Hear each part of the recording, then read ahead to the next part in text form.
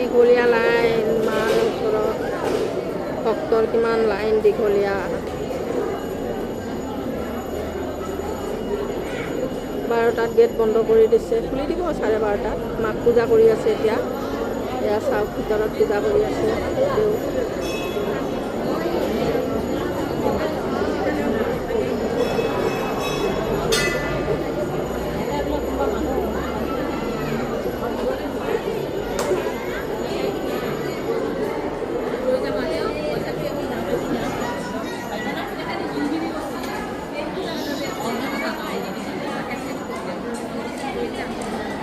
মাক এতিয়া পূজা কৰি আছে ভিতৰত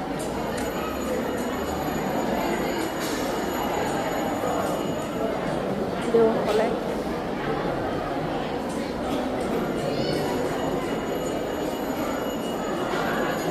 দৰ্জা বন্ধ খুলিব অলপ দেৰিকৈ